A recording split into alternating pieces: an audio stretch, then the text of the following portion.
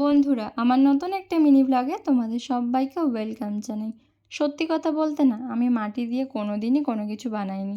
ছোটোবেলায় অনেককেই দেখতাম স্কুলে হাতের কাজে মাটির অনেক জিনিস নিয়ে যাচ্ছে, কত সুন্দর করে বানাতো তারা।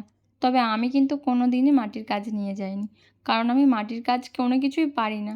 তবে ছোটোবেলায় অনেক বায়না করেছি বড় মার কাছে ছোট্ট একটা উনুন বানিয়ে দেওয়ার জন্য। বড় মা সেই আবদার রাখতো আমার। তবে আজ উষশ্রী আমার কাছে বায়না করছে ওকে ছোট ছোট বেশ কয়েকটা খেলনা বাটি বানিয়ে দিতে হবে।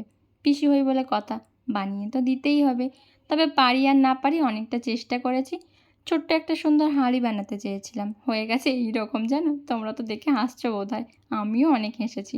তবে হাঁড়ি বানাতে না পারলেও ছোট্ট একটা কলসি বানিয়েছি, যেটা দেখতে মোটামুটি হয়েছে।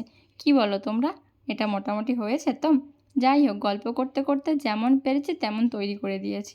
তবে তোমাদের কেমন লাগলো ভিডিওটা আমাকে জানিও। এখন তবে চলি।